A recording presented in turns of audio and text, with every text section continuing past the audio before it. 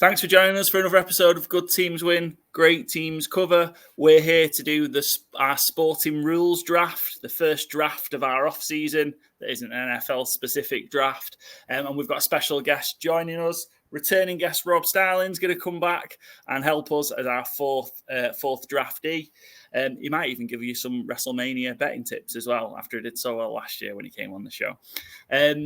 Before that, we're going to get to bit of news in the NFL. The International Player Pathway Program has produced a couple of signings from the UK and Ireland to the NFL team, so we'll talk about that.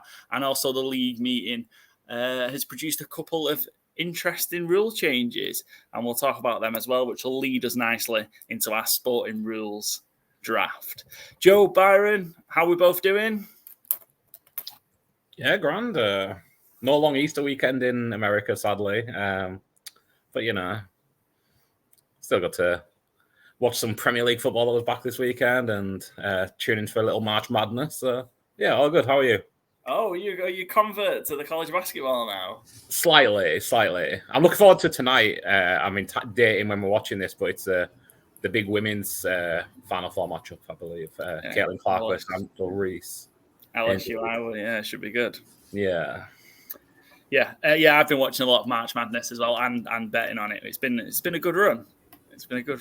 So we're down to Final Four next week. So we'll see if we can finish off. We'll be well above 50%, which is good.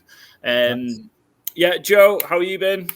Yeah, all good. Enjoying the long Easter weekend here. So just been, doing the typical thing, drinking and recovering. So it's been a fun did you get blitzed weekend. Sunday night like you would do here? Is that what you did? Not quite. We went out on Friday, so I've had a 3-day weekend to recover. Getting a bit up in the age now, Paulie. We need a few days to. Yeah. Yeah, mine was a bit boozy, so yeah, I do feel you there.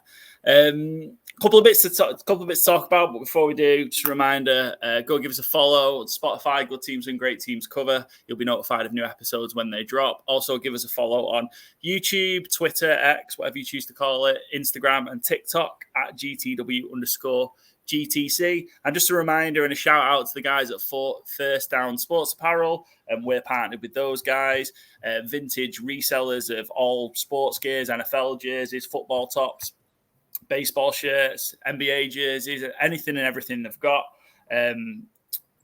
They've got their vintage site, and I think they've just dropped or are in the process of dropping 100 new items on there. Yeah.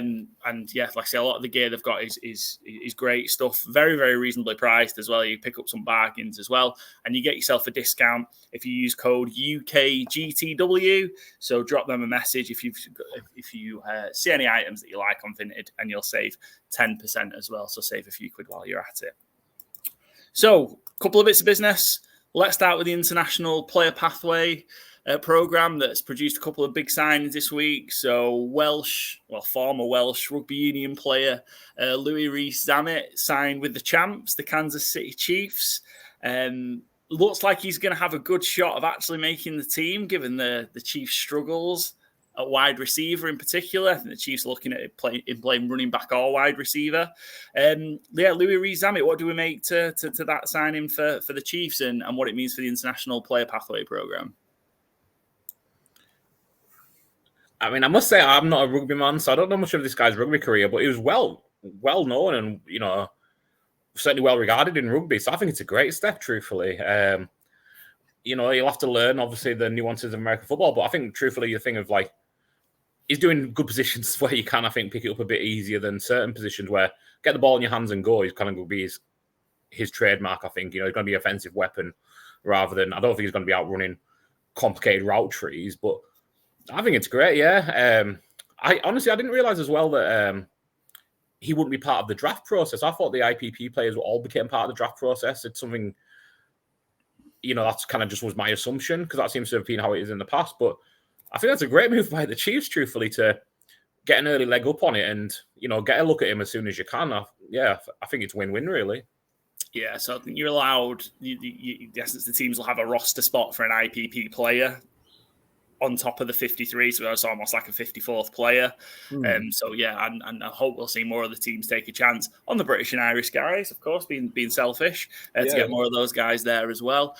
Joe, Louis Rees-Zammit, again, what do you think he can potentially add to the Chiefs? Well, when you look at So his nickname used to be Reese Lightning. So last year, his top speed was 24.2 miles per hour, which is 2 miles per hour faster than the fastest NFL player recorded last year, which was, do you want to have a guess who it was? Is it DK? It was DK Metcalf, yeah. Just on over that 22 touchdown against the Cowboys, yeah. Yeah. So the fact that he's 2 miles per hour faster, it's obviously helps him. And we've always said speed kills in this league. I'd be curious. I think, it helps having that extra spot. I don't know if he'll play this year, but fingers crossed, he might pick it up. It's just sometimes when there's a lot of learning to happen straight away. But if you can, like Jordan Mailata, it took him a year or two and now he's a starter. So I think it's a great shot.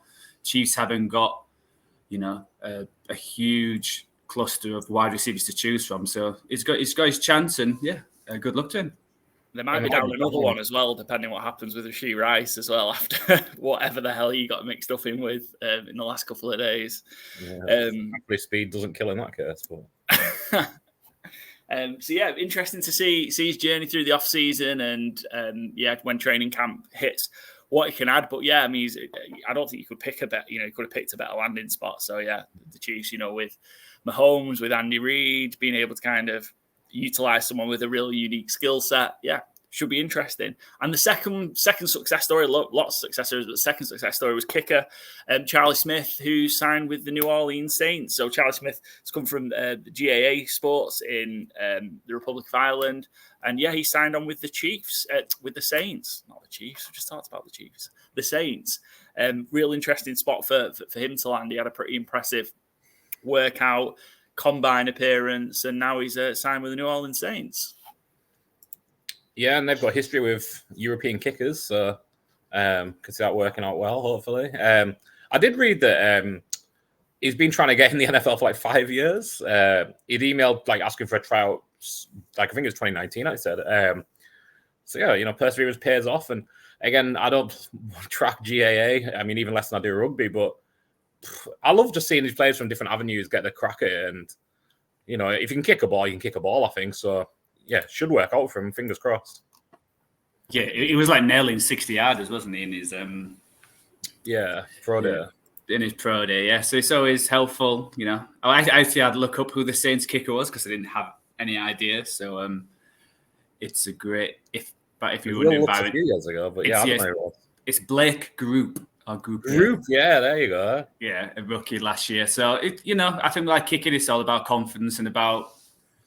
It's like I said, it's not about learning as much. It's just about who can kick more consistently. So I think he's got a better chance than anyone. So fingers crossed for him as well. Cool. Let's move on then, and we'll start the link to our sporting rules draft. It was the NFL league meetings last week, and we saw a couple of rule changes. The big one, I think, is the kickoff change. We might actually start seeing some kickoff returns. The NFL have adopted the XFL style kickoff return. So it's a reduction in the, full speed head-on collisions. We've seen kind of the kickoff return almost completely phased out due to the rules that have been put in place for player safety over the past 10 years or so. But now we might get something of a return game, and this might be another important facet of special teams. What do we think of the key change? I'm all for it. Anything to make it a bit more creative, because I think it was getting to the point of either you have to change or you get rid of it entirely. Because the last couple of years has been a bit of it's just become a nothing play, hasn't it? So I'm all for it. I liked that Cordell Patterson got signed about an hour after it got announced. Instantly, yeah. Which was you could see that he was holding out waiting to see what was coming, I guess. No, I think it should be really good. The UFL and the XFL have done well with creating these niche creative rule changes. And I love that the NFL is not too stubborn or proud to not use them. But I think it can only be a good thing. I think it should improve kickoffs. I think it'll improve scoring in the league. And it sounds like it'll improve safety as well. So, bit of a no-brainer for me. Yeah, I've not actually seen it in practice, so I'm curious to see what it actually looks like. I didn't watch any of the XFL, so it's curious how it would work and all that. And I know kickers are going to have to be a bit smarter where they're going to have to where they land it now. They can't just boot it as far as they can and all that kind of stuff. So at least it puts a bit more skill into it. And I'll be curious, Scott, with the kickoff returners, I think it's going to be a different kind of kickoff returners teams are looking for. So, for example, there's been talk for like 49ers, for example, that's someone like Debo is probably more suited to this kind of kickoff than the traditional way for it to come and then just run in a straight line as fast as you can and try and find some holes. It's all about being in and out. So is it going to create some jobs for some people and other people getting kicked on the side of the road? So it's I'm curious how it works. I wonder if the Chiefs will hit Reese Lightning with it. There you go. There you go. That could be an opportunity for him to make a role for himself. I think I'm really excited for it. Just because, like I say, it's just a part of the game that's been phased out, and kickoff returns can be really exciting plays when they happen. So yeah, good to have that one back. And the other main one was that hip drop tackles have been banned. So I'm now completely unsure on what defenders are supposed to do to stop offensive players. Your thoughts on this? Were you in favour of the hip drop tackle ban, or for or against? Isn't it like really weird where it's a type of hip drop tackle, so where they jump off the ground rather than drag them down? I just think it's gonna. I understand it because there's been a lot of injuries happen with it, but refs can't get pass interference or roughing the passer right. How they're going to get this kind of decision right? And you just know it's going to blow up in a big playoff spot, 15 yards, automatically first down. And it's going to be a big story next year, and will it continue? So, yeah, I feel sorry for defenders. Yeah, it's a tough job being a defender in the NFL. The amount of fines and penalties we're going to see from this is going to be insane, I think. And it's already difficult enough to be a defender in the NFL. The rules are pretty much stacked against the defensive side of the ball. We might talk about some of them in our draft, but yeah, it's a real rough one, and I understand there's been some nasty injuries. The one I think I remember was the Tony Pollard one from the playoff game against the 49ers a couple of years ago. I think a lot of it's it's just unlucky and unfortunate. Like, it's a physical game, and I know you want to try and protect players, but you can't protect them from everything at the end of the day. Yeah, I mean, I am for player safety, I guess. My worry is, like Joe's kind of alluded to, is like it's another thing for the refs to do, and last year, especially, it felt like the officiating was at a low level, and I just worry they're not going to do it right. Truthfully, I think there's going to be a lot of reactionary stuff that maybe isn't exactly right. If they could do it right, I'd be all for it. I feel like it's going to be one of them where we're going to get loads in the first 2 or 3 weeks. They're going to try and stamp down, and then they're just going to not call it going on, and then suddenly they call a big one when they haven't been calling it. And it's one of them where, like I said, because it's a type of drop tackle, all that kind of weird stuff is, how can you tell if someone's jumped compared to not when they're running 20 miles per hour and you just, run along with them, trying to keep up? It's, should be interesting. Cool. Well, that's our news roundup. There's probably some other bits that we've missed, but we'll catch up on the start of the next episode. Let's start our draft, and let's bring in our guest. Rob Starling's returning. I can't remember. I think the last episode Rob was on was our Minor Inconveniences draft. He's been on through he was on our WrestleMania episodes, our Wrestlers draft, which is still possibly my favorite episode that we've done, which was way back when. Welcome, Rob. Rob, long time no see. How are you doing? Not too bad. Thanks for having me. Yeah, pleasure to have you back. We've brought you on due to your extensive knowledge of all things sports. So we thought you'd be a really good fourth person to have in our sporting rules draft. So thanks very much for coming along. We are going to do our usual snake draft format. So it's going to start with Byron. You got the order? Because I've lost it. I think it's going to start Joe. Yeah, it's going to be Joe, Byron, Rob, then me, and then back round. We're doing just the 4 rounds this time, so there'll be 16 picks in total. And it's the sporting rules draft, so it's sports rules that we change, get rid of, or add because we don't like them, in short. So, Joe, do you want to kick us off on the clock with the number 1 overall pick in the sporting rules draft? Yeah, cheers, Paul. It's a draft I've struggled on this time to actually think of what a clear number 1. So when I saw that I got picked first, I was like, oh God, which one am I going to choose? So there's a few to choose from. There's ones which can make the sport actually better, but I'm going to choose one which I think's big. And I think everyone agrees on it, just probably some old white guys who own some teams. I want to get rid of anything with penalises players who celebrate, who taunt, who do anything like that. Let them do it. They're professional athletes. They're adults. They can take it. And this is in all sports. So this is in NFL, football. Very broad pick. If a player wants to run into the crowd and jump in with the crowd, let him do it. It's his choice. Don't give him a yellow card or don't penalise players for having fun, basically. So that's across all sports. If you need me to be specific, I can be, but that's... No, I think you're all right with that one, yeah. I'm happy with that one. Byron, Robbie, you okay with that? It's not just specific. I mean, it's going to be a hell of a meeting, bringing every single sport in the world together. But I've got nothing against that. Yeah, as long as Joe's doing the admin, yeah. Yeah. It was on my list, Joe, and I would have taken it early on because typically some of these things you get annoyed at because potentially they happen to you or your team. So I'm a Diallo, scored a 120th minute extra time winner in a Man United Liverpool game, and then gets sent off for taking his shirt off. And it's just sometimes it's just got to be some common sense, I think, as well, isn't it? I know officials, they might get marked down for that afterwards if they wouldn't have sent him off. And there was actually still a few minutes to play, really. We've added on, so it might have been unfair if he did stay on the pitch. But you just got to take the moments into consideration. So that's my specific one would have been getting booked for taking your shirt off. But yeah. Okay.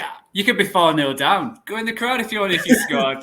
He's just scored a goal in a professional league. Let them have some fun. They've worked hard. Why ruin it for the rest of us? We all enjoy it. I don't know many people, except, like I said, NFL owners and some old curmudgeons who's like, oh, no, you're not allowed to wag your finger if you've just absolutely destroyed a DB and you've just absolutely mossed him. Oh, no, that's not fun. No one wants to see that. Everyone wants to see it. So I think in cricket, famously, you're not allowed to point to the pavilion. So after you've dismissed someone, you're not allowed to point in the direction that they've got to leave. That's offensive. And if they've been there for 2 days and you've been struggling, you should be allowed to point them off, And I've heard some of the sledging they do at the cricket. That's fine, but not a point. That's absolutely fine, but you can't give somebody directions. It reminded me there, Paul, when you mentioned Amad Diallo, Aguero. I'm always happy to talk about that game with you as well. Let's edit this bit out. He got booked for taking his shirt off, but Mike Dean said if he'd already been booked, he wouldn't have booked him and he'd have took the marking down. Which I think that might be just Mike Dean making the moment about himself, as he's prone to do. Yes. But yeah, that's about as close as I think you can come to the used common sense, where you acknowledge that it is a bit of a stupid rule, but he still had to do his job because he is Mike Dean and it is his moment. Excellent. Yeah, I think that's a pretty good number one, Joe, actually. I think, yeah. Well done. I think, like Rob says, though, just sorting that admin could be problematic. We can do it. We'll be the facilitators. We'll It'd be interesting to get American football and Crown Green Bowls in the same room. Yeah. And Joe can't turn up on time for the podcast, so I'd love to see how he's going to negotiate this meeting. Get my minions out there to help me out. Nice. Okay. Joe, excellent pick, I think. Well done. Byron, to you, number 2. We've got to follow that. Yeah, so I'm sticking to one sport. Bit unambitious, I suppose. But yeah, I'm sticking to football, soccer, as our American friends might call it.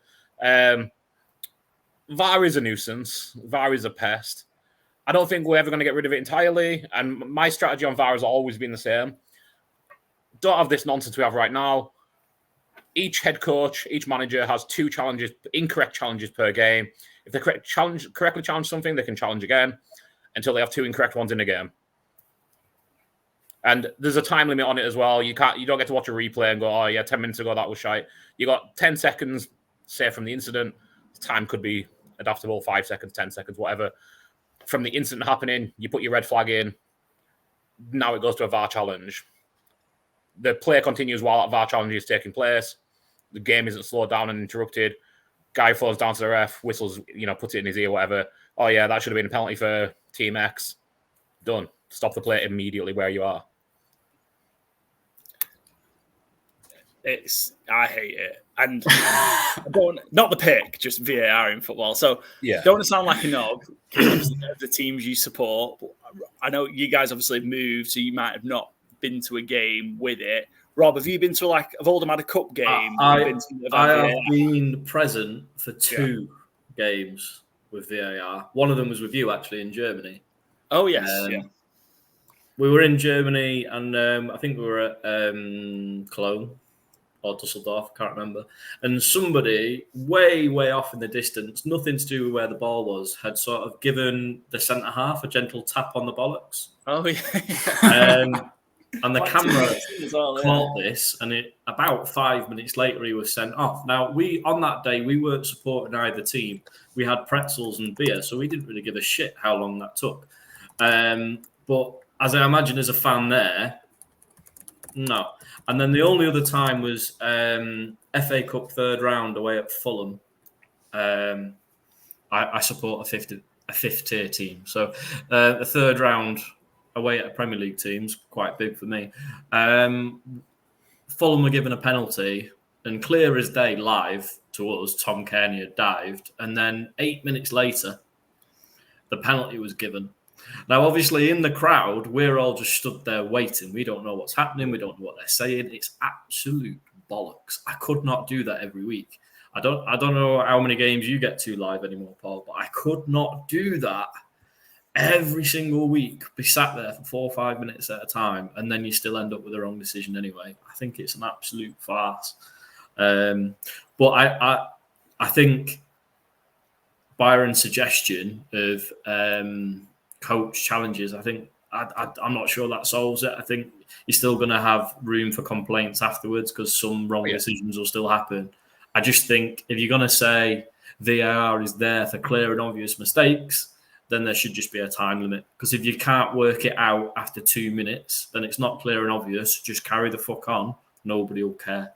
Yeah, I don't think I mentioned in my proposal there is a time limit. I don't think we need to have flags or challenges. I think we just need to have a 2 minute time limit, and then just get the fuck on with it. Yeah. Apologies for my French.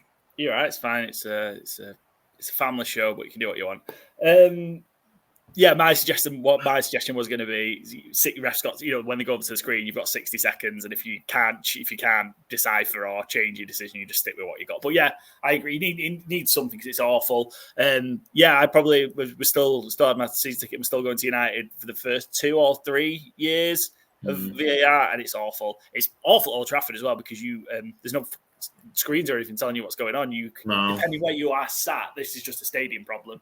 Depending where you sat, you get that terrible computerized voice that says like VAR is whatever, and you can sometimes make out what's going on. But it is just awful. I think if they eventually got to the point where the referee could carry around a tablet and just do it himself rather than having a bloke at Stockley Park, I don't know. It's stupid. No one's enjoying football more because of VAR. Yeah, you're better off without it. You're better off without it. It's terrible. Get rid of it. But we're coaches' challenges. Byron's pick, number 2 overall. Rob, to you, number 3. Sticking with football, I would like to get rid of, forget, completely abolish all versions of financial fair play, profit and sustainability rules, all of this nonsense that sort of masquerades as an agreement to help save the smaller clubs, when in reality it's just the big clubs keeping the small clubs in their place, and it's limiting businesses from investing in their own business. And I just think it's all stupid, and I'm fed up with it. I'm fed up with hearing about it. I'm fed up with people saying City are going to get relegated, and I'm fed up with Everton and Forest's fate being decided by the fact that they sold a player 10 days later than they should. It's just all crap. If somebody owns a football club, a business, they should be able to invest however much they see fit. Because at the end of the day, if they go or get close to getting bust, everybody wants football clubs get bought. All these rules do is limit clubs' potential. Joe, Byron, thoughts? Scrap FFP? I'd be in favour of amending it rather than scrapping it, because I'd already think it is a fair sporting thing that PSG and Man City can just come in and buy success, Chelsea in years gone by. But tying it to some kind of league turnover, I'd be more in favour of. I don't think it is fair that teams can just come in and pay their way, like Wrexham are going to do, to a certain level. I don't think that is fair in sporting. But I do think it is a little too restrictive. And I think the PSL stuff, especially in the Premier League, is, it's an overreaction to not wanting government regulation, which, if they'd done this 10 years ago, they probably wouldn't be having government regulation coming in because they were just happy to, what's that phrase, like, pigs get fat, hogs get slaughtered, or whatever the thing is. Like, the Premier League just wanted to all they could until somebody wanted to regulate, and then they panicked and put something in that I don't think is really fit for purpose. Like I said, I'd be more in line of wanting to amend it than scrap it. Yeah, absolutely.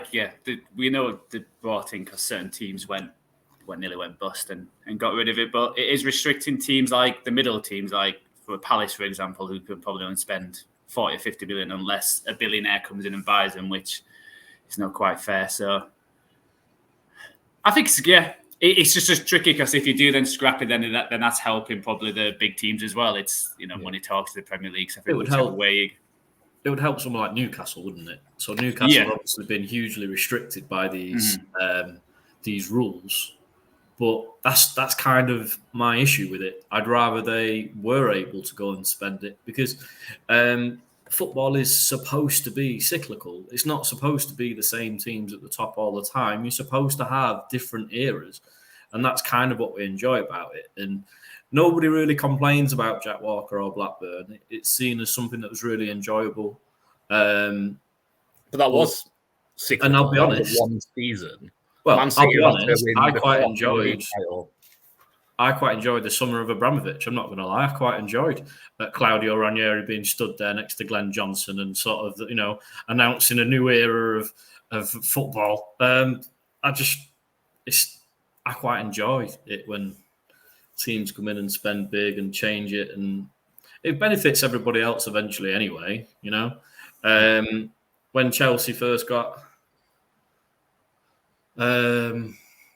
when Chelsea were spending money sort of towards the end of the 2000s, Oldham were like, oh, God, I hope they buy Micah Richards, because if they spend 40 million quid on Micah Richards, we get 20%. It's just, there's lots of different things in play, and I just think everyone should be able to invest their own money in their own business. Yeah, I think some sort of balance, because what's the point in having the rules if you're just going to have people doing what they want anyway, and then the rules that restrict and keep it a closed shop at the top for the top, whatever it is, 15, 20 teams in Europe. Yeah. Top 5-6 teams in England. Doesn't feel right. So, yeah. It's not really working, is it? So, yeah, probably does need changing. That's to me then at 4. I'm going to move away from the football ones, or the football ones, because we've had a few now, and we are an NFL show after all, so should probably bring up one of those. And I've got a few of those, but one, which is probably the one that still irks me the most, even though it's been changed and they've tried to make it better and tried to make it clearer and simpler, is that one of the most fundamental parts of the game is catching the ball, and nobody's got a fucking clue what a catch actually is in the NFL because there are so many different parts to it. 2 feet, surviving the ground, a football move. And this is another one that comes from, you've seen kind of the rule not go in your favour when maybe it should have done. I still will never get over the Cowboys getting beat by the Packers in the 2014 divisional game, and how many steps Des Bryant needs to take after catching that ball for it to be a catch. I don't know. But they've tried to amend it and change it. And, we still have big moments in big games decided by whether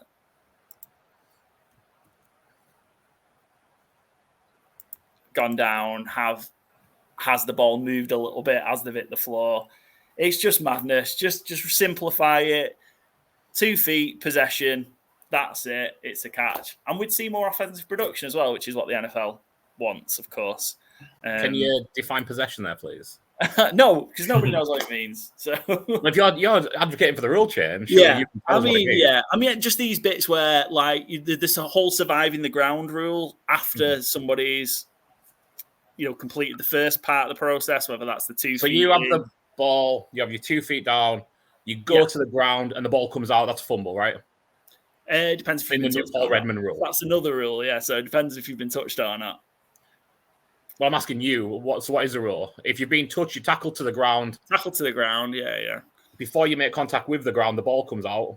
Well, ground can't cause a fumble. That's another rule. Well, I said, before you touch the ground, the ball comes out.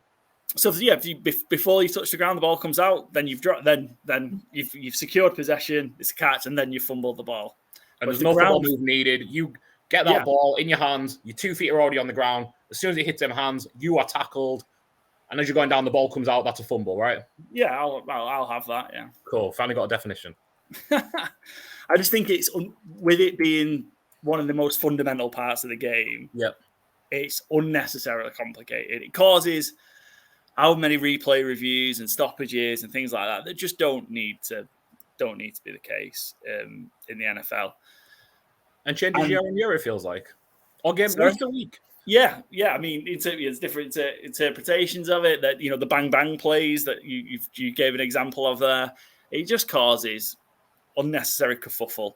So yes, NFL, simplify the rules, please. I'll stop going on about it now. Well, I kind of agree. Not understanding the nuances of all the various rules that I mean, I enjoy NFL, but I couldn't quote the rules to you about catching. But in my head, it should be if you don't drop the ball, you've caught it. But I suppose it's definitely more complicated than that, isn't it? Yeah, it's because you see people who haven't dropped it and step 1 yard and then drop it, and it gets called an incomplete pass. It's very frustrating. Yeah, it is indeed very frustrating. Any other thoughts to simplifying the catch rule at 4? No. All right.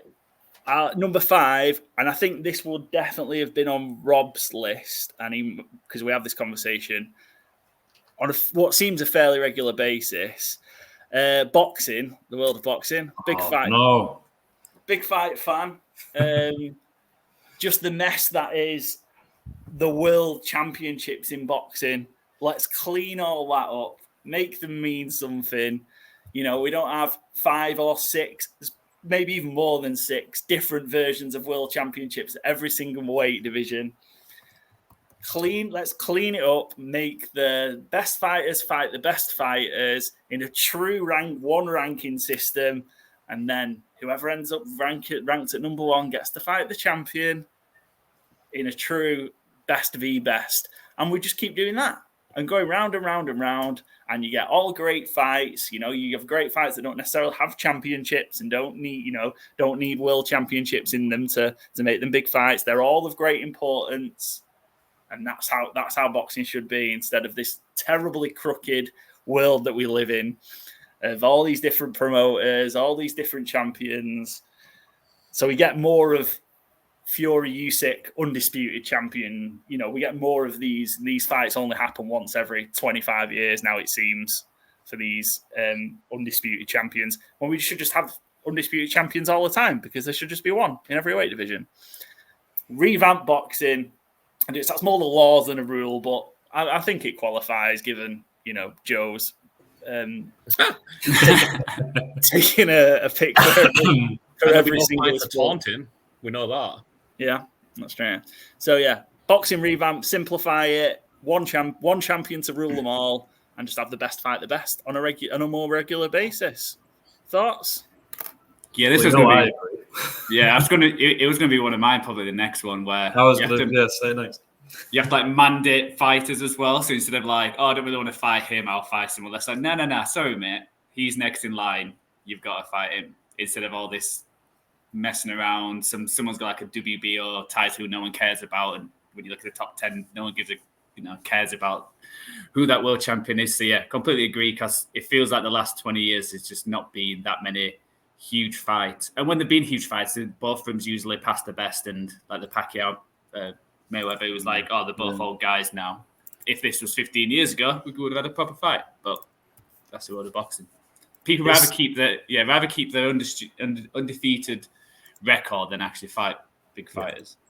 It's the element of it being a business rather than a sport, isn't it? And them not wanting to put their reputations on the line in a fight where they think they might lose.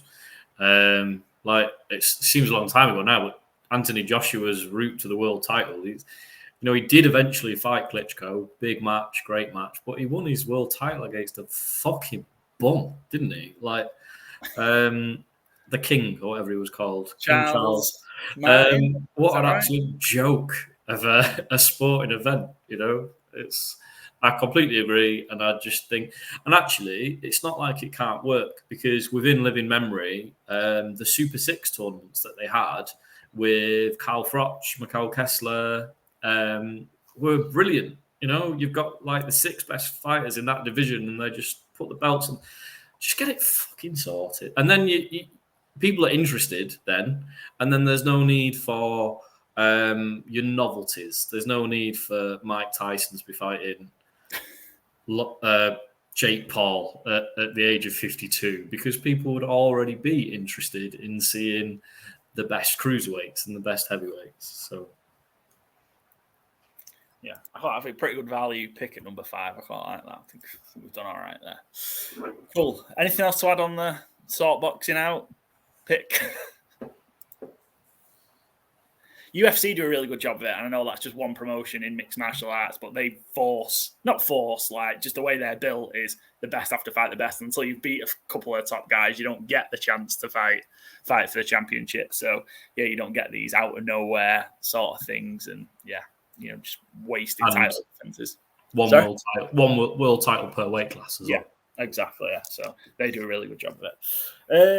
Right, pick number 6. Back to you, Rob. Well, that was going to be my choice.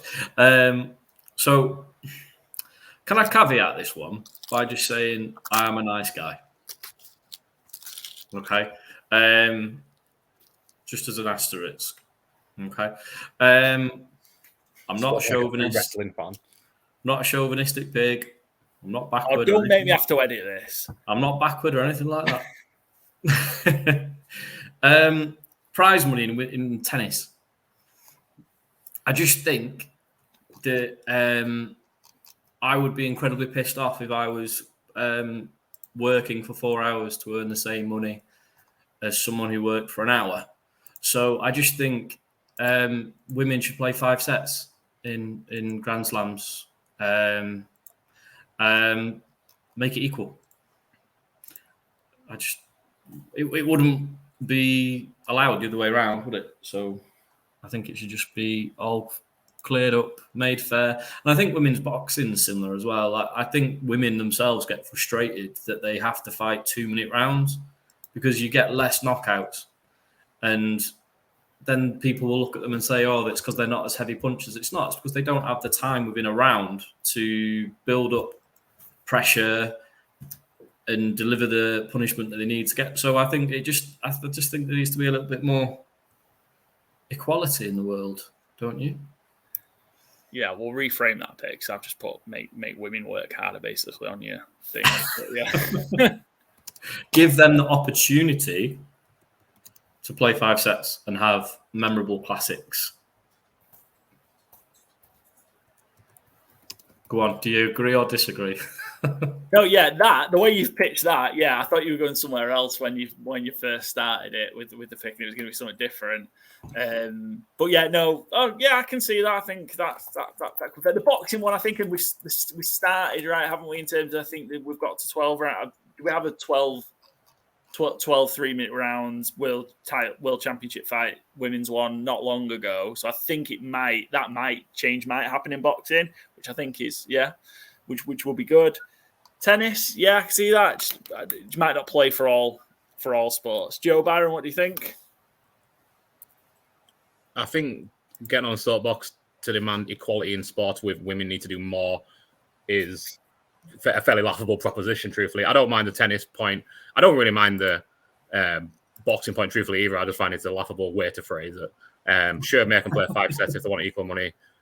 I don't mind. I just think the phrasing of it is obviously hilarious. Women obviously don't get enough respect in the world as it is, but yeah, we'll get upset about 2 sets of tennis. It's not a very deep draft, this. Yeah, cool. Joe, any thoughts? You're chuckling away in the background on mute.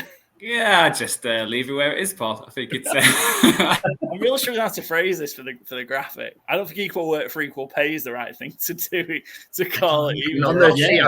I'd say that's make female sports go equal length is what I wrote for the sheet. If that helps.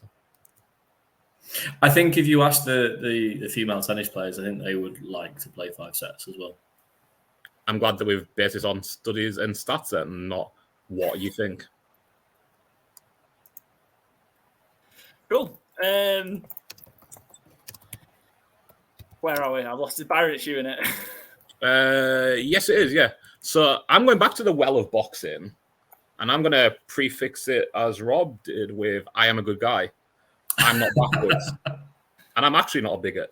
What I want, though, is boxing to mean more. And I love Paul's decision. When you said boxing, I was worried you were going to go the same direction I did. And I'm going to play as the title fights only, because UFC do it, I think, where they go 5 rounds title fights instead of 3 rounds. If at the end of 12 rounds of title boxing, there is not a unanimous decision, you keep going.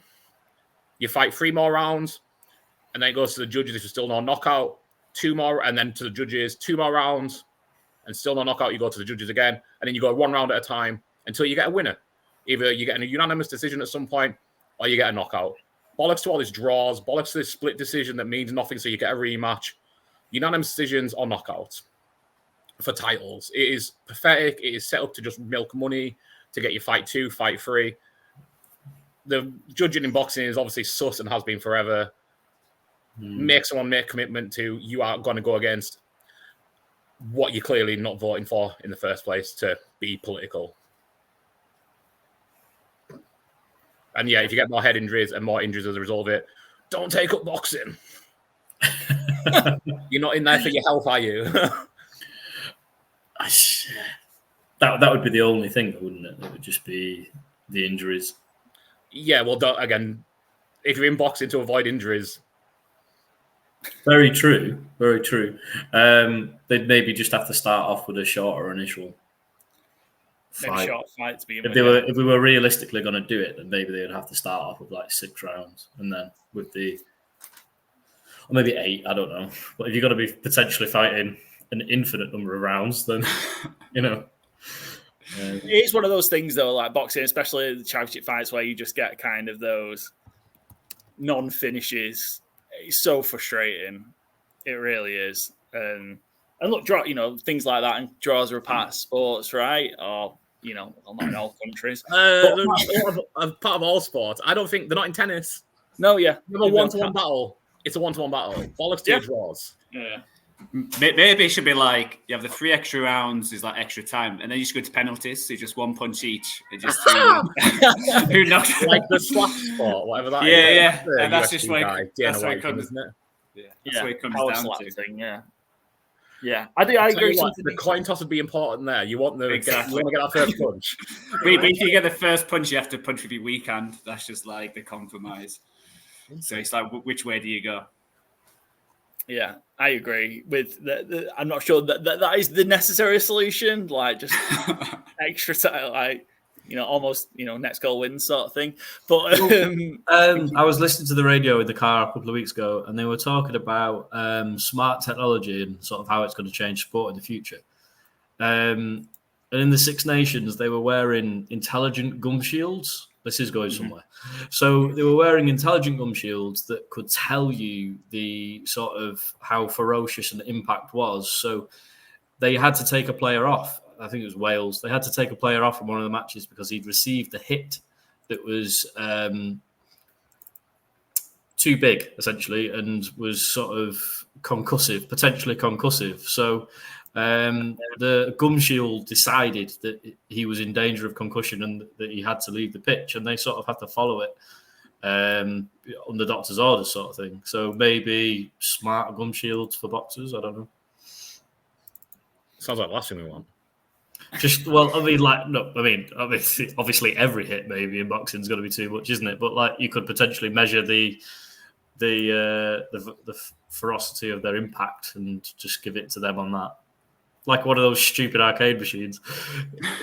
Just bring me one of those arcade machines at the end. I do like that as another angle, not necessarily related to this one though, but like, because how many times do you see refs get shit on for like you've stopped it too early? A bit like goal line technology. If that goes off on the ref's buzzer, like, oh man, this guy's out of it. Fuck it, the fight's over. I'm not sure I'd want it, truthfully. Let him fight through his concussion. It's boxing, but yeah, it's an interesting one. Yeah, but no, it's I did just look up while we were talking there. The longest boxing match recorded went 110 rounds, 7 hours 9 minutes. It was a draw. Well, I mean, one more 100. You're not going to the end there, no. I do not understand the logic there. Like, just stop it after 12 if that's going to be the attitude. Well, I don't know. I mean, as you know, I'm a wrestling fan. I'm all for a controversial finish, and then somebody comes out and says, "Carry on." So, why not? Just as long as they're not. Your third round pick, Money in the Bank boxing. Or just a new ref comes out, just like keep going again, kick the old ref out if he's called it too. Tyson Fury, special guest referee. Yeah, just knocks one of them out. Cool. Yeah, definitive finish. Yeah, some way to have definitive finishes in boxing, I think, is a good pick, Byron. Yeah. Joe, back to you to finish off the second round. Number 8. Cool. Yeah, so I'll go back to Saka. And it's one it's been talked about the last few years, and I think I've come around to, and I agree with it now, and I think he'll stop a lot of the dark tricks within football, is whenever the football goes out of play, just stop the clock and let's just play 60 minutes. And it'll stop all this time wasting, the extra, when everyone's like, should it be 10 minutes injury time? Should it be 15? Why is it only 2 when that guy's been rolling around the floor for 5 minutes? So whenever this ball's out of play, stop the clock. I think on average, each game is around 50 to 60 minutes. So let's just say 60 minutes. Let's get some more football there. And it'll just stop all this time wasting. When should the ref give someone a yellow card and all that kind of stuff. So similar to how in other sports, just let's do that. So eradicate time wasting with clock stoppages. Yeah, I mean, it is a particularly a very annoying part of the game. Seeing, dead ball time wasting is particular bugbear. Rob, Byron, what do we think? I don't like it. Don't like it, Joe. I totally agree with what you're saying. I just don't like it.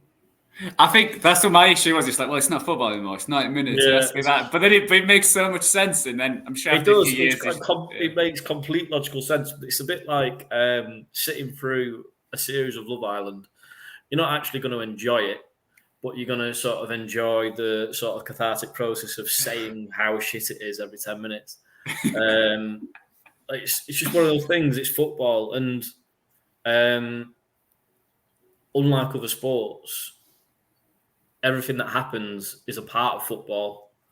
So the referee has got lots of judgments to make on what actually constitutes time needing to be added on. Like, they don't add on time for conversations that they would have for bookings, for example. That's just part of the game. So there's do you stop the clock when they're having a conversation about repeated fouling? It's just, football's a sport very much unique to itself, and however much it annoys me at the time that someone is wasting time, it's part of it, isn't it? Moaning about it. So I don't know. I totally agree with everything you said, but I just don't like it.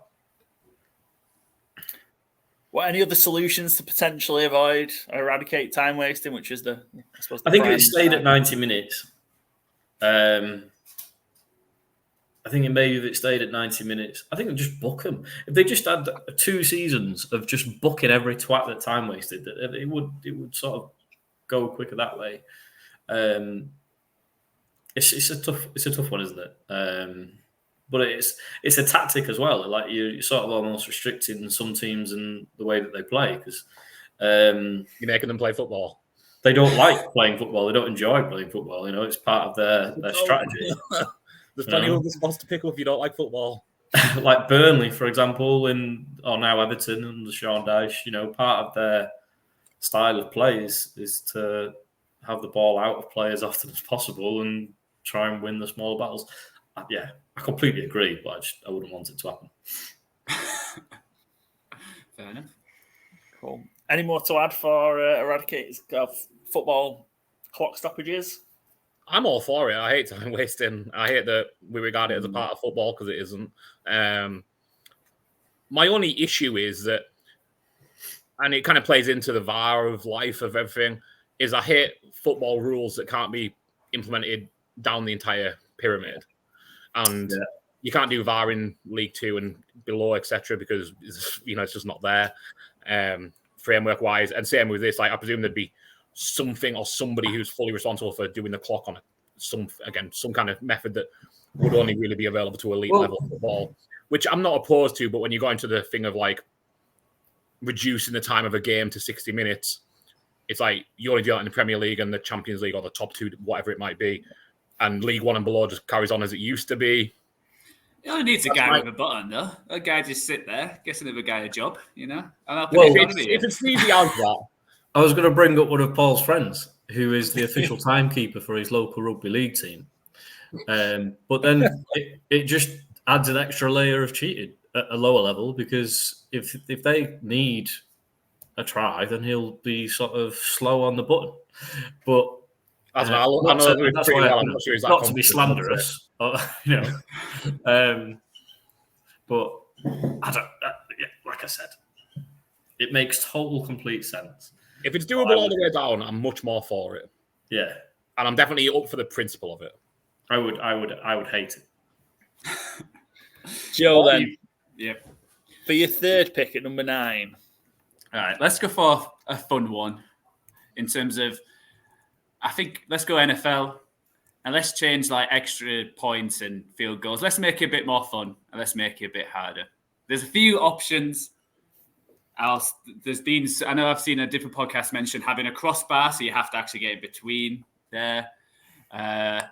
You could also have like a mechanical, like at the arcades, where there's someone just going across the goalpost and the kicker has to make sure he goes across that. But what I'm thinking is, let's make it exciting.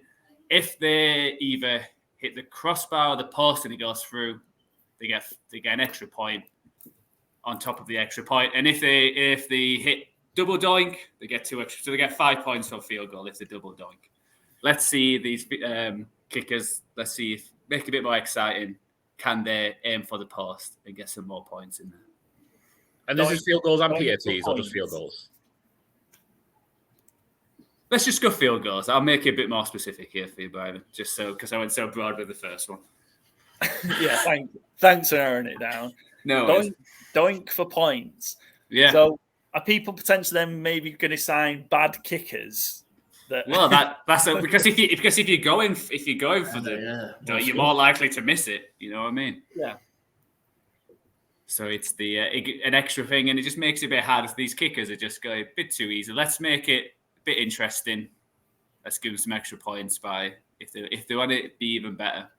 I'd like the element of now when like a team's down 4, it's like they need to score a touchdown on this drive. Yeah. I like that element where it's like, do you go for Hail Mary? Maybe not Hail Mary, but like a shot into the end zone for 50 yards, or do you go fuck it? Justin Tucker's the best kicker in the game. He's going to post and in and get us to overtime. Or double doink it, win it. You know double what I mean? To win the it, excitement. Oh, can you triple doink? Yeah.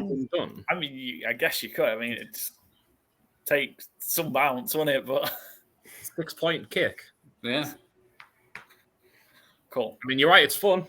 Make kickers great again. Is what we're after from Joe. Yeah. Exactly. Kickers are people too. More important. Yeah. Kickers and punts people too. Yeah.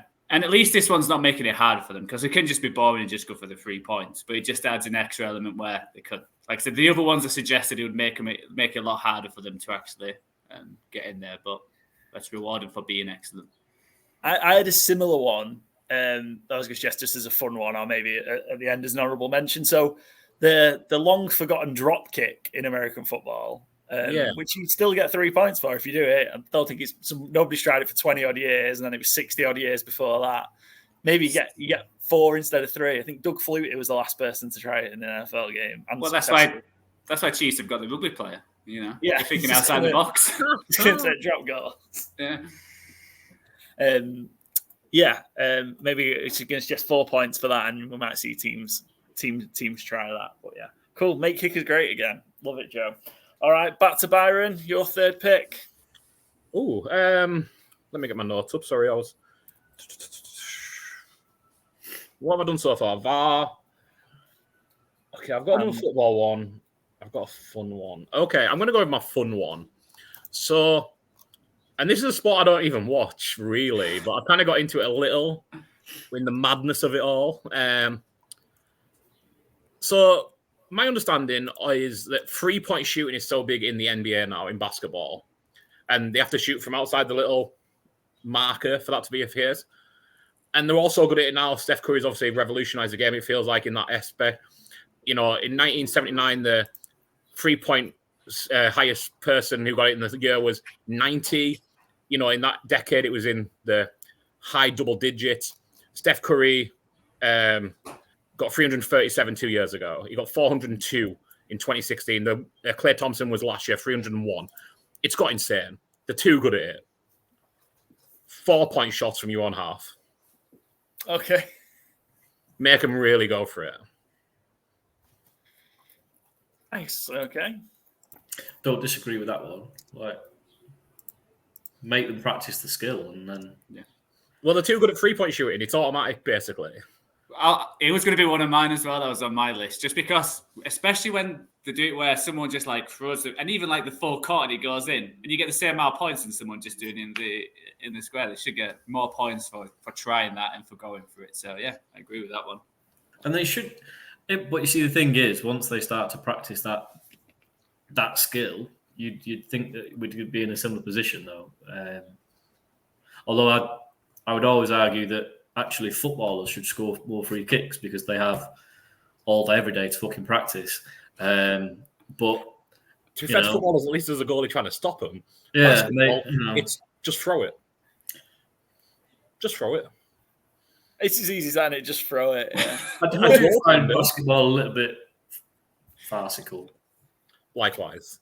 Just, if it's that easy to score, in, make it farcical. That's if it's that easy to score, then, it's not really.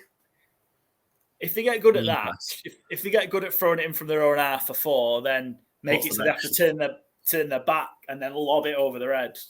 Well, I'll just say, for 5 about that when we need to. When we do the rules draft in 2027, we'll throw in some new variations if we need to. But I think for now, make it a bit harder for them. Give them a bigger reward as well, because like Joe says, they're scoring from their own half anyway sometimes. 3 points for that. And, if you're down 2 possessions now, bam, 4-point score. Yeah, risk reward, I guess, yeah. Cool. All right.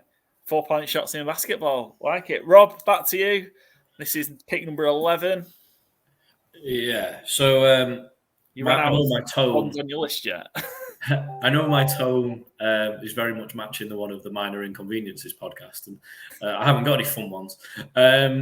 So quite a big cricket fan. Love my cricket. DRS.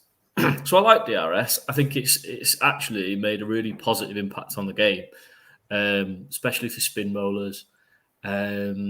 It's made the game almost more attacking because you can't just back pad it. But my minor sort of quibble with it is the fact that depending on whether the umpire gives it in or out, there can be a different result on the DRS. So I would like to completely get rid of umpire's call. I'd like to trust the technology. If it's in, it's in. If it's out, it's out. Because I don't like it. It's almost still in some way based on human error or the strength of the appeal. I'd just like it to be clean cut. It's in, it's in. It's out, it's out. So we abolish VAR in football, nothing but VAR in cricket. I was just about to say that. There's natural breaks in cricket anyway. They do it quite quickly. It works really well. The only thing that it's a minor inconvenience really. It's I don't like it that you'll watch the Hawkeye image of it hitting middle stump, but it's not out because the umpire decided that it wasn't. I just get rid of umpire's call, trust it. In a similar way to tennis, because tennis, they completely trust Hawkeye, and whatever comes up on the screen, they go with the decision, and yeah, just do that. I'm guessing with tennis, though, it's the first bounce, so the player can track it more. But obviously, a lot of time in cricket, it's the bounce and the swing afterwards they're trying to judge. So yeah, it's as long as everybody agrees, and it would make me feel better. So if only to appease me, can we just get rid of umpire's call, please? Yeah, I just think it was brought in to get rid of the actual clangers, and I think it was usually, absolutely. Yeah, but so, just fuck it off. Yeah. Just come on, just do it. It feels a little bit like they're protecting themselves, and they don't need to. It's a bit like referees backing referees in VAR, like not changing decisions because they feel sorry for their mates. And so instead of DRS, it'll just be D. Yeah. Decision. Yeah. No review, no system. Just decision. DS, decision system. Just give them the D. Oh, okay. Yeah, you want to clean it up a little. I was trying to lead us down a filthy path, but okay. I thought we would get a couple of cricket ones. So, yeah, cool. Umpires, get rid of umpire's call in cricket. That's pick number 11. It's me, isn't it? It is. Should have been thinking about this. Yep. I've got a few. I had a cricket one, but I'll leave it because we've just had a cricket one. So mine's a bit of a fun one. So last few years, I've gotten into baseball. So bit of a baseball fan now.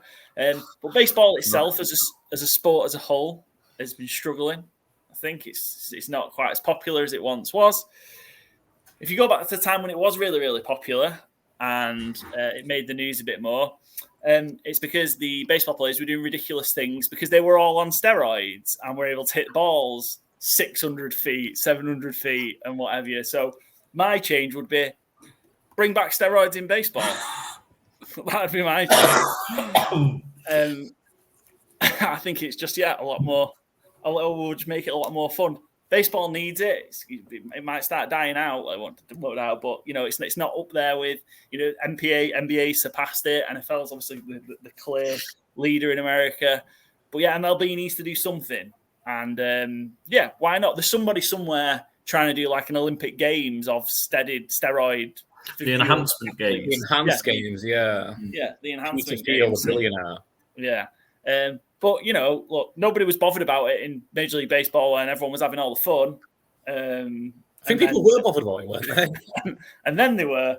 So, let the Major League Baseball players loose with steroids is my suggestion. I mean, again, there are some side effects and health concerns with things that are ruled illegal. But if we don't give a shit about sportsmen's well-being, like boxing, if you don't want concussions, don't get into boxing. If you don't get into baseball, blowing up because of steroids, don't get into baseball. Maybe have like two leagues. So you have like the XFL, you have like the clean league and the real league. Yeah, the pussy league. You know which one people will watch. I'll be honest. Of all the things you could do to change baseball, have your list, I dare say. There'd be a fairly long list. I'm not sure that it'd probably sit on it somewhere, and I think it's an obvious one to go to in sport in general. I think some people would like to see a souped-up Usain Bolt, wouldn't they? But that wouldn't make baseball more interesting. It just means they need more balls. Look, sports can so it'd just take longer, if anything, which it might just take longer. Make it worse. More high scoring. Look, sports is consumed in clips and highlights now, isn't it? More than ever before. So I'm just trying to save MLB. I'm just trying to save Major League Baseball. I would like to veto any rule changes that are aimed at a generation who consume things in clips. Fuck off. Well, I'm trying to save Major League Baseball. Any other thoughts to steroids? Bring steroids back in baseball. No. I don't really agree with it, but I don't really have a strong feeling on why. It seems. I like clean sports, so that's kind of ultimately why I disagree with it. Yeah, but if everybody was doing it, Yeah. Two wrongs don't make right, Paul. Very true, but I think it'll be fun. And what about the guy who doesn't want to take for health reasons? He's just not got a career. He plays in the Pussy League. Yeah. He's just have to be really, really good. He can go play Japan. Or he can learn rounders. Is there a professional rounders league in England yet? Maybe. Who knows? Yeah. Could be a spin-off. Could be on steroids. Unintended consequence. Yeah, round steroids. Everybody on steroids. Yeah. Just the baseball guys. I'll just make it more of an attraction. They'll get more viewers anyway. And then, I've just had time to think about the last one. I've got loads because I did. So there's some actual serious ones and a lot of just nonsense ones. Surprised, actually, a couple of the NFL ones that haven't been mentioned. So I'll take one of those to finish it off. There's two. Which one really annoys me more? Kickers need to be on crack. Tell me you won't watch it. Well... Which one of these two annoys me more than the other? I'll leave the other one as an honorable mention. Defensive pass interference in the NFL. What probably annoys me the most of this is it at times rewards terrible throws from quarterbacks, underthrown passes, and receivers come back and poor cornerbacks and safeties can't do anything. And Joe Flacco's made a career from it. Yeah, receivers just run into them. And it's foul. And it's more as well that it is a spot foul in the NFL. So you can just launch a 50-yard, 60-yard pass down the field in the hope that you get a defensive pass interference call. And all of a sudden, you're at the 5-yard line. In college, it's a 15-yard penalty. I think it should be a 15-yard penalty at most. And it shouldn't be a spot foul because it's just, try your luck sometimes and underthrow a ball and you're probably going to get a call. And also what a cornerbacks and safeties, it's not just them, but primarily them. It's already hard enough to defend in the NFL. And, we don't really allow them to be physical with receivers too much down the field. Should be a bit of to and fro, but, you should have a bit of contact. This isn't basketball. This isn't a non-contact sport. Just revamp the defensive pass interference rule. Stop rewarding bad quarterback play, bad throws. Yeah, I think there should be, how you said, there should be two tiers. So if there's one where the guy's about to catch it and the guy just takes him out, spot foul. Yeah. If it's like there's no way he's going to get it, either get rid of it, it's not a foul. It has to be, within a catch radius, within, was it a catchable throw? Or if it's underthrown, just a 10-yard penalty.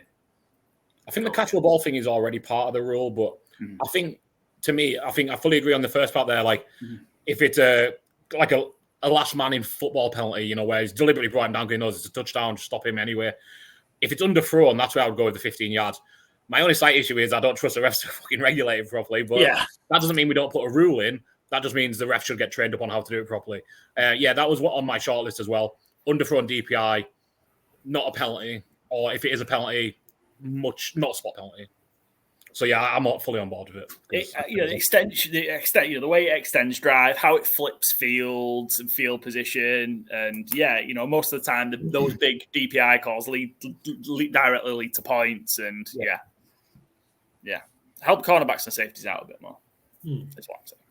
And stop help them, but also just stop rewarding bad offensive player.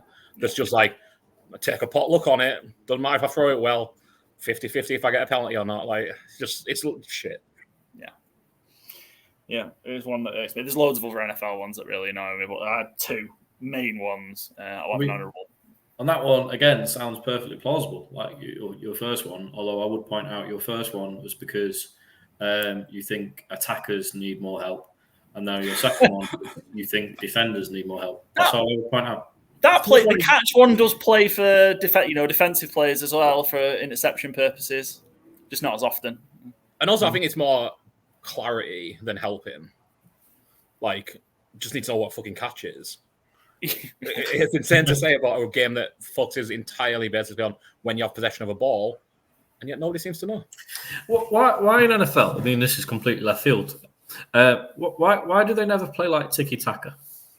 Like, why doesn't anyone try and retain possession, like a la Barcelona, and then work You only get 4 downs to get 10 yards, so you can't. Yeah, I know, but like if they don't lose possession, like So you mean like go down the field more? Like playing rugby with it? Yeah, just like play it back to the sweeper and then give it out to the left back. Teams can't build those plays in, so every now and then you'll see a play built in, or especially at the end of a game situation where they're trying to obviously score with only one play. But yeah, that's very high risk. If you lose the ball back there, you lose. We might see this with Louis Rees-Zammit, just him chucking it about and it just I'll try out something different. Yeah. Kelsey tries it. Almost, it feels like Kelsey looks to try it every play for the Chiefs. Yeah. The Chiefs almost won a game through one of those rugby-style passes earlier, in the 2023 season. But yeah, I think that'd be pretty cool to see more of that in the NFL, to be fair. But it is very risky, because if you drop the ball, then it's available for everybody. Yeah. So, you've got to have that secure handoff, and it's not something they train much for because they're training to their actual job, I guess. But it's very high risk, high reward. Or you could introduce a maul, so if someone catches it, all the players get in just slowly and get to the back, keep passing it back, and then see you later. Isn't that just the Philadelphia Eagles? Yeah, is that not the Get down the field, just like the quarterback launches it, everyone's together, boof, and just to start mauling everyone down. Excellent. Right. Rob, I think we're back to you with your final pick. Yeah, I thought of 4 beforehand, and you stole one of them. Sorry, mate. So this one, we sort of all laughed about Joe's being broad earlier on. This is going to be a little bit. So I was at a match on Friday, Good Friday. Oldham Athletic versus whoever shit fucking team it was. And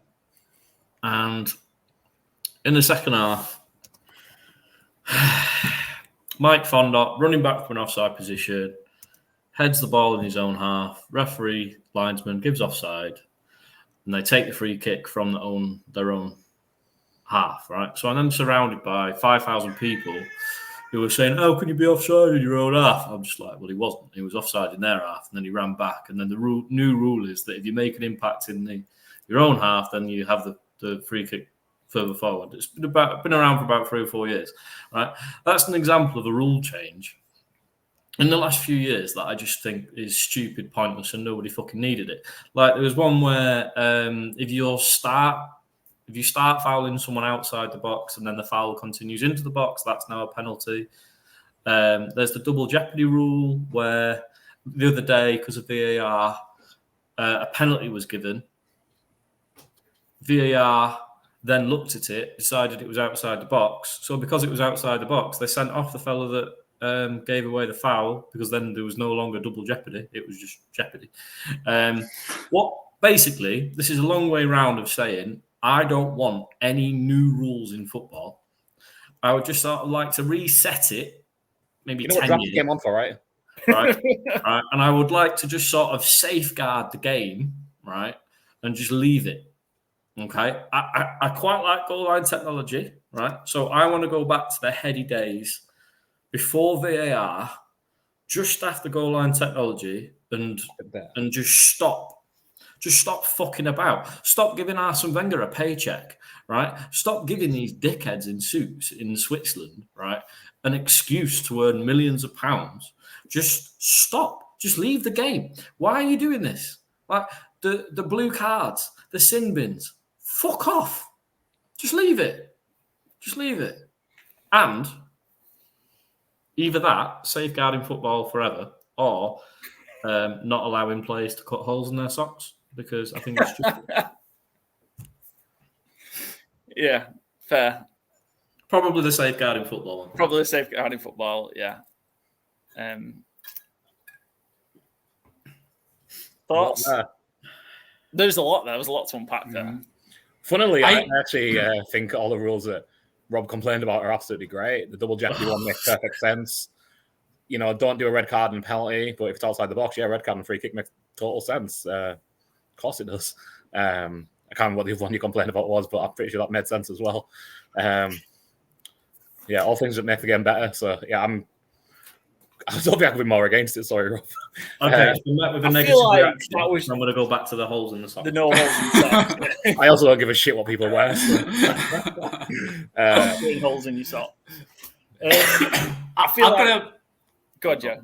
I was going to say, I do agree with Rob in certain sense where it feels like they're just trying to create rules to fix a rule they've just introduced, like the handball rule. It was fine, but they had to try and, slightly, but in this case, it's handball. Oh, but that's confusing another part, so we're going to add another rule. And it's just like, it was fine before. There's certain things where, it makes sense. Like you said, the goal line technology, perfect. There was a big issue, fix it. But it should be any rules with like small issues where like, there should be a decision like, does anyone actually care? Does it affect the game that much? They're the kind of ones. But when it's like tiny ones, I don't care. Yeah, I would like them to spend more time enforcing the laws that have already been in place rather than creating new ones. Like, I sat there a couple of weeks ago watching the clock as a goalkeeper held it for about 25 seconds because that's how interesting the game was. We were losing 1-0 and the goalkeeper held it for 25 seconds. And I just thought... Apparently it's going to be a re-point of emphasis next year to do away with that. Yeah, that's already a rule. Just don't do it. Yeah, just make it 6 seconds like it's supposed to be, like it's written, and enforce it. Like, I'd rather them enforce the laws they've already fucking got. Have a big countdown on the screen. As soon as the keeper gets it, 6, 5. Like the game. Unless you can have that screen down all the levels, though. Yeah. Well, I agree with that. It's some guy with a board just going 6, 5. But again, imagine that's at Hunslet and you've got Lewis doing it. It's going to be 6. I've just thought of another one. Can we have title belts instead of trophies? Is that? Do you want to change your pick? Is that what we're doing? No, safeguard football. No. Okay. Triple H is giving out title belts left, right, and centre anyway. We don't need anything you do, you get a WWF title, WWE title belt sent. Some of the college basketball players got sent one for getting to the semi-finals the other day. And it was Alabama. Like a first time they got the title version of basketball. Yeah. Belts. I mean, what? First time Alabama men's basketball team got to the Final Four and WWE belt turned up in the locker room 10 minutes after they'd won their quarterfinal game. I didn't say this. That is, it's WrestleMania week. Peculiar. Because to get to the Final Four, you win one of the regional. So there is something to it, I guess. Okay, but you've got it. It's like the AFC trophy that the Chiefs get every season. Like, yeah. It's not what you're playing for, is it? Cool. Right, Byron, your Byron, your final pick. Pick number 15 of 16. Yeah. So I had an NFL one, but I have a football one that I prefer, and this is again one that goes back. I've thought this forever, essentially. A bit like as long as VAR's been a possibility in football, I've always thought it should be done on challenge basis, not a take forever for the referees to fuck around with it. Give the control to the coaches. On this one, take something out of the referee's hands again. Physios can come on whenever. Yeah. They can't get involved with the game. If they touch the ball, there's a very serious punishment, whatever that might be. Red card the player they're going to see, whatever it might be. None of this fucking rolling around, pretend to be injured, waiting for the ref, putting pressure on teams to kick the ball out. The physio just comes on. It happens in rugby. There's no reason it can't happen in football. Just do away with that aspect of wanting to stop the game because you think you got fouled and you're trying to make a fuss of it. The physio will come on and see to you if you need an injury. Wave your hand up or something, whatever the case might be, or the physio can just judge it themselves. I don't really care what the criteria is, and come on whenever. Do away with the pressure in the referee to stop the game, pressure in the other team to kick the ball out. Physio just comes and sees to you if you're injured. Done.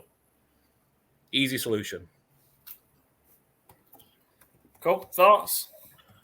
I do like that one. It's just I blocked all the rules. So. And I do like that, and we've talked about that before, like games and stuff. Because an example of a way that they've tried to solve this issue in the past 12 months is by having, if you are treated, then you have to go off the pitch for a certain amount of time afterwards. 30 seconds, yeah. But now players, when they get injured, they wait until the game's stopped, the referee goes over, and then they refuse treatment. Yeah. So It's just all stupid. And then I've been at games where the time limit's been enforced, and I've been at games where the time limit hasn't been enforced, and it's just. And then they had the rule where if players get injured and it's a yellow card, they don't have to go off. And let physios come on and play around them. I think that's sensible. But yeah, cool. It works in rugby. Yeah, works in rugby. Yeah, yeah, but they also just aren't soft, are they?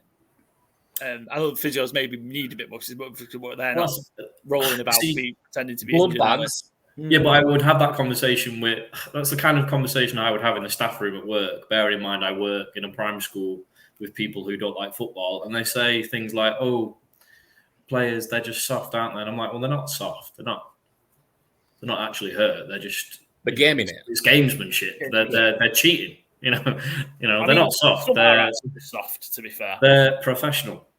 But yeah, they haven't got more athletic and better physically at everything other than standing up to contact in the last 50 years. Like they are it's playing the system. Mm-hmm. Cool. Any other thoughts on physios allowed to roam free?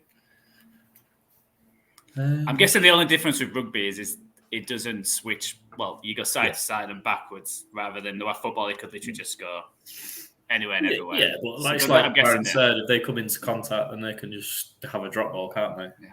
You can play if it hits him. Yeah, just play drop balls again. Again, I've wanted this rule forever, so I have kind of thought of like the two funny aspects of like you just punt the ball at the physio to get the guy sent off. If you give a real extreme punishment, you just punt the ball at the physio to try and get the injured player sent off, which I think would be hilarious. Or on the other side is like it's counter-attack, the ball comes through like Ole Gunnar Solskjaer, Rob Lee, and the physio just mauls somebody. Both I think would be worth they'd be hilarious. So that's absolutely fine with me as well. Rob, the physio has just become a 12th man. Essentially, yeah, like you're going to get sent off. I don't agree with that. There's going to be something really serious happen to the physio. The player's going to get sent off as well. But like, he's done it now. You can't stop him from doing it. Like, triple jeopardy maybe. You penalty, red card, put the physio in prison. I don't know what you do, but like, we had a triple jeopardy rule maybe. I think if this was to happen, he would have to wear a high vis. Right. Oh, yeah, mandatory. Because I was once at Downhill Park, and our owl got given offside because he was wearing full kit. Our mascot, our 7 foot, 8 foot tall owl, was given offside because he was wearing full kit, and then he had to put on a training bib. So I mean, there's all sorts of issues that you don't want to give the physio offside, yeah. I agree, though. That's me agreeing. Right. Joe, Mr. Irrelevant. Not you, but the pick you're about to make. Yeah, I'll go with this. It could be controversial in terms of how people like the actual sport, the tradition, everything. But I'm going to go with cricket, and it's mainly Test cricket. I'm going to say you're allowed at least 1 or 2 subs during the game. I think when he gets to a point where it gets boring, you've picked the wrong player, he's bowling shite. Let's just make it a bit exciting. He's tired, he's done loads of overs. Let's get a new man in there. Let's see what he can do. So it's not just for injuries. You can get some bowlers in. So technically you've got an extra bowler, but when do you bring him in? Because once he's in, it's like football. You can't sub him back. So it's more tactical that way. So your team would be like 14, saying you'd have 3 subs. Is that... Yeah. It could be 14, could be 13. Yeah. Could be 12. You could choose. You could either swap a batter out if someone's just playing pathetic. He's got none from 40. Just think. So let's get the other guy on. But then, once you do the sub, that's it. I think let's make it a little bit. Yeah, morale crusher to a batsman. Well, he should be playing better, Okay, he's not got out or anything. He's just there doing his job fine. Well, I see this more like on the bowling side, but I'm just saying it could happen. It could happen on the bats, A slip catches drop 2. Sorry, mate. You're batting something. You're off again. You're off. You're getting someone else on. It's interesting. Maybe if conditions have changed during the course of a test match, and you're like, well, actually, maybe it's more better suited to Bobby we've got on the bench. The coin toss, so it's not like it's because sometimes someone wins a coin toss, you're like, well, they've won because they've got the conditions now. So let's do a sub. It's like, we didn't want that extra spinner in. we'll get the fasting because we're first up. So that's my suggestion. Cool. Thoughts on that, Rob? You're a big cricket fan. Thoughts on having that extra option? I am a big cricket fan. But don't ruin the game, Joe, for God's sakes. I think, well, he didn't block cricket, just football. So he wasn't I think I wouldn't throw it straight into Test cricket, but I'd be happy to see sort of shit like that in the 100 or 2020 leagues just to see how it goes. Or maybe when they occasionally play 4-day Test matches against Ireland. I'd like to see it. I wouldn't necessarily want it to just go in. Yeah. I'd like to see a trial. And I think there'd have to be sort of some rules. I wouldn't want, you shouldn't just be able to take off a batsman for a bowler once you've batted, that sort of thing. But I don't think that's a bad idea. I think it has to be like for like. Like when you have between bowlers, all-rounders and... Yeah, when you have touring squads and you are taking 16 players for 11 positions and 5 of them have to spend 3 months in India without playing. Gus Atkinson, for example, on the last tour, or sort of, various players for England who have just been carrying the drinks for the past 5-6 years because they're on the very fringe. It's got potential. I'd like to see it, but not in an Ashes series straight away. Because what you could do, you could be tactical. You could say, okay, Joffrey Archer, if he's ever fit, you've got 10 overs, go all out because you're getting subbed after that 10 overs. So give everything you've got, and we're going to bring someone else in afterwards. For example, in the second innings, because once it's off, once it's subbed. Because it does sort of it does affect the game a lot if there's an injury. A bowler, especially, who can't continue. So I wouldn't be opposed to seeing substitutes. Cool. I'm not a big cricket fan. I'd never realised that. So if you have a bowler gets injured in a Test match 5 days, he just becomes a useless fielder. Is that the? He doesn't have to field. You can replace him as a fielder, but you can't bowl. Okay. Obviously, if he's physically incapable of bowling, so you just down a bowler, and then he can come out and hold his bat. It depends on the injury. But he has to do the batting though. Yeah. He could. They could just play with 10. Yeah, but there's no. You can't. There's no replacement. Unless it's concussion. Or so you just got down and hold your head. Well, that's the thing, isn't it? I mean, it was discussed in the last Ashes series. There was an Australian player that got a knock. I think it was Nathan Lyon. Nathan Lyon came in because he had a groin strain. And he wasn't expected to bat, but he came in because he wanted to sort of save his country. And the commentator suggested that he should just wear one on the head and get replaced by someone who could bat. So, there's always going to be shady elements, isn't there? There's always going to be someone that tries to take advantage of any. Especially with the Australians, right? But, I would quite like it. Because, I mean, if someone pulls the hamstring on the first delivery of a 5-day Test match, then, it's a little bit of a sour experience from then on. Excellent. Yeah, I'm a big fan of that. I think that would work. And for an injury perspective, just to add an extra dynamic to 4 and 5-day cricket, I think they're pretty good. I think that would work. Anything else to add on Joe's substitutions in longer format cricket? No, excellent. Right. Any honourable mentions? Anyone's on your lists that you'd have taken? I had one that I'd need to, I think, go to Joe's general sports meeting with.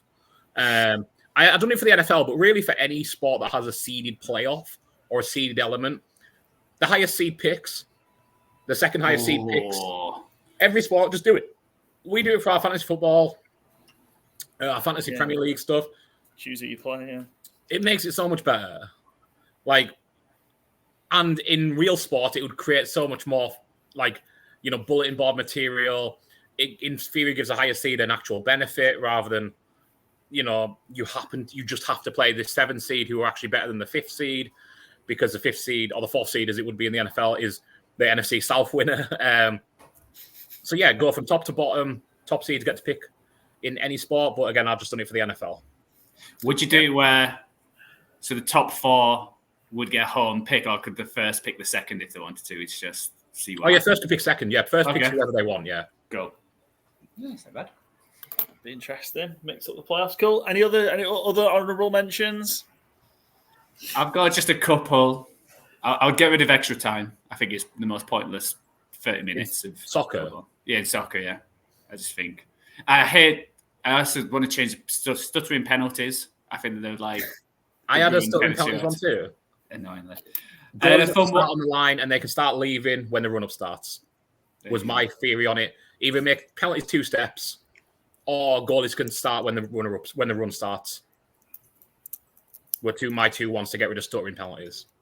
And then my other fun one was whoever scores a try has to kick the conversion in rugby. So if it's one of the big lads, you're one of the big lads. Sorry, mate, you can't celebrate and recover. You've got to kick the conversion. Let's make this interesting. I think it needs to do that in NFL as well. Yeah, whoever scores has to take the extra point. Yeah, there you go.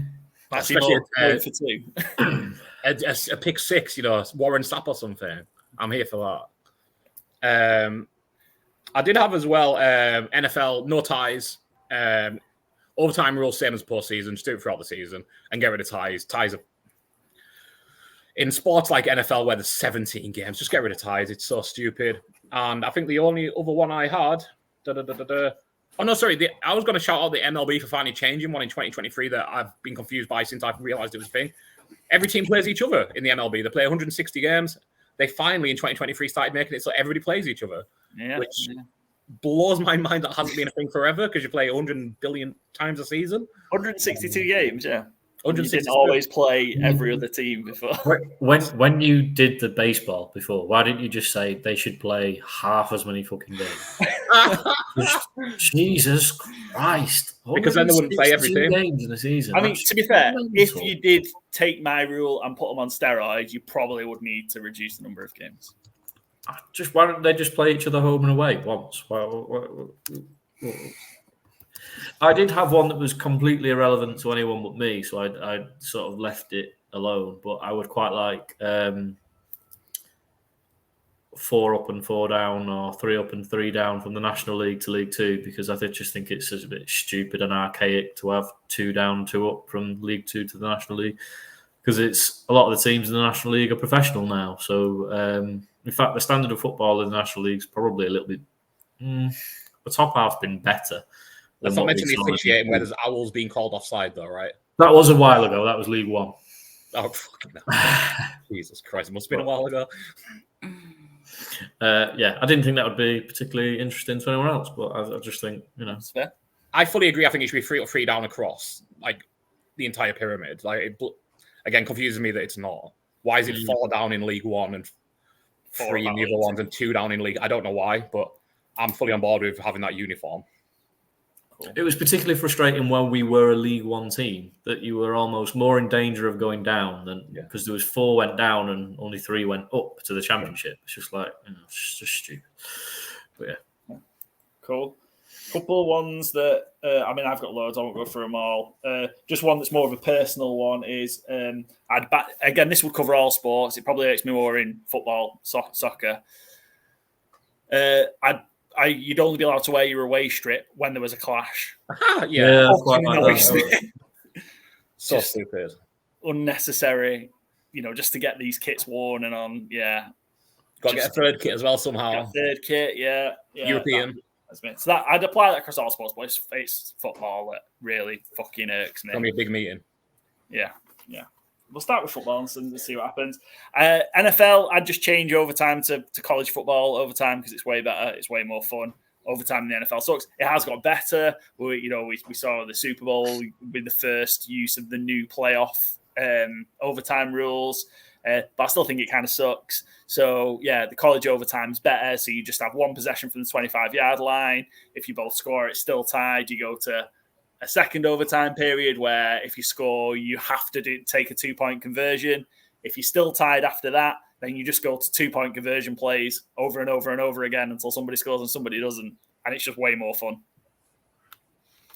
So there was that one. What other ones annoyed me? Offensive holding, a 10-yard penalty. Annoying that it just kills drives, doesn't it? And just the fact that it's on every play. Yeah. Well, either change how it's reffed or change. It's a really annoying penalty. Yeah.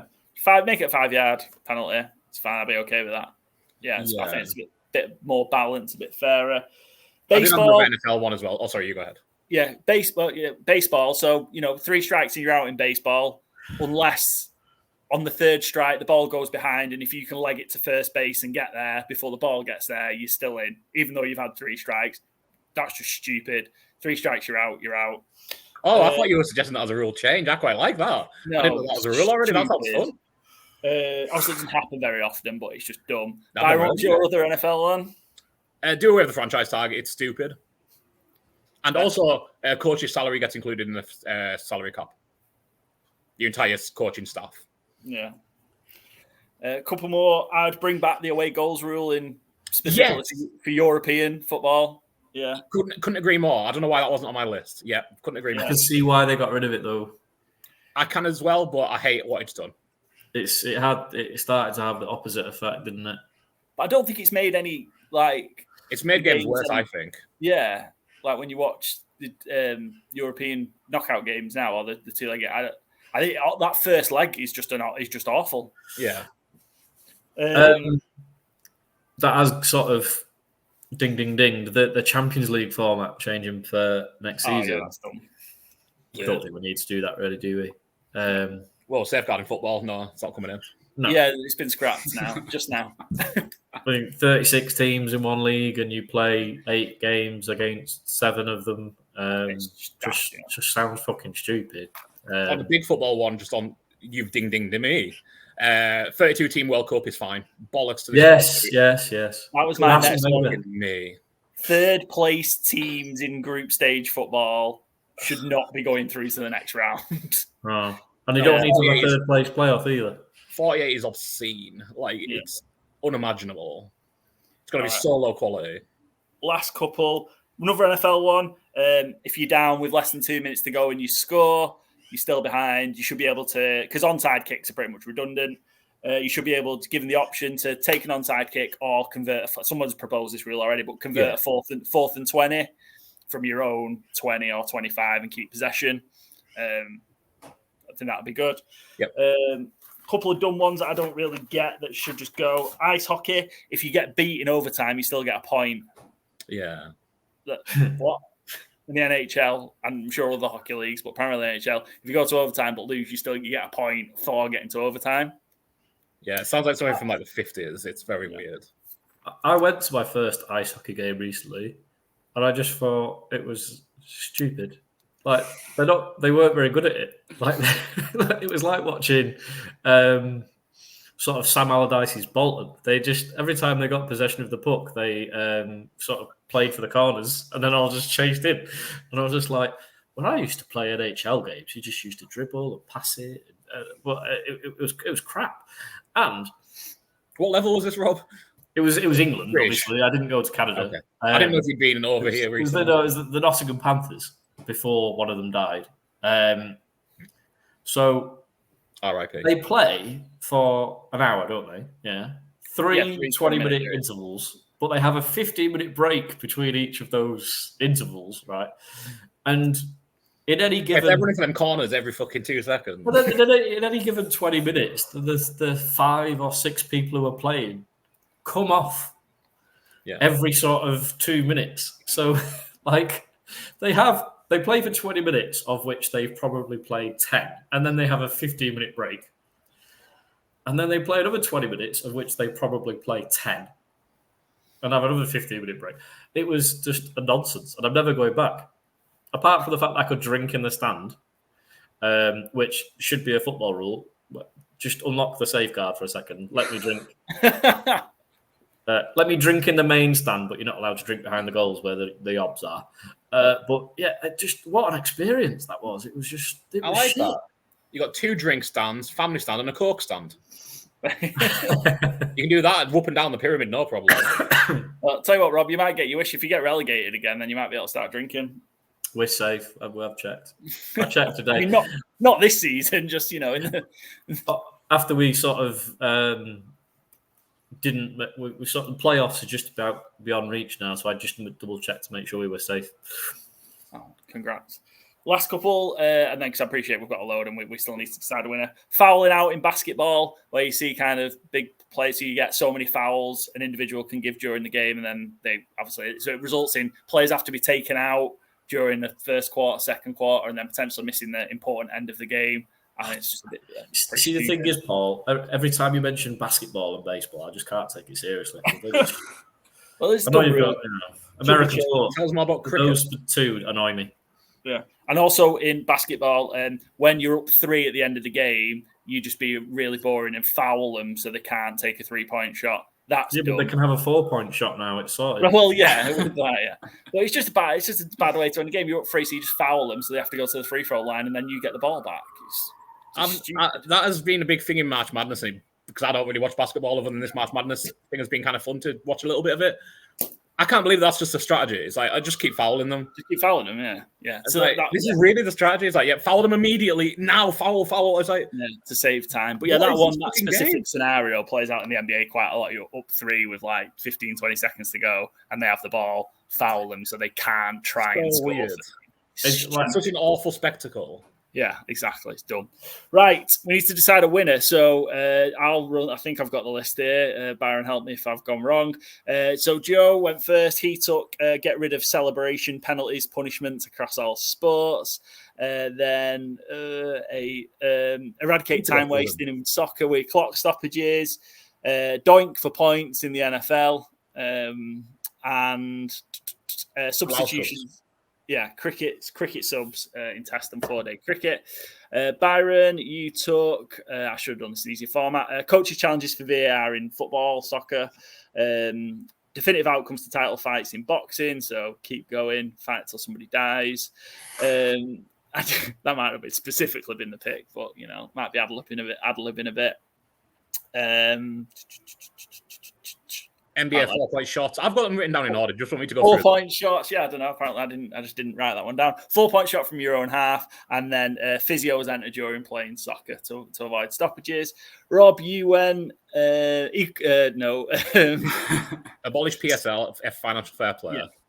Yeah, abolish financial fair play. Equal work for equal pay. Women compete across the same match or fight lengths as men. Cricket, remove umpire's call and have definitive decisions in cricket, and then leave football alone, no new rules. And then I went simplify the catch rule in NFL. One boxing body.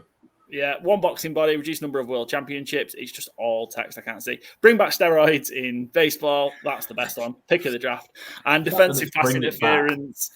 Defensive pass interference as a spot foul from a spot foul to a 15-yard penalty. So in the chat, if you want to write the name of the person you think is the winner, and hopefully we'll have a definitive winner and not have to keep on fighting to the death like Byron has suggested for boxing. So if you want to pop your winner's name in the chat now. I would like to extend an olive branch to Robbie as well. That is for female boxers too. I would like to see them box.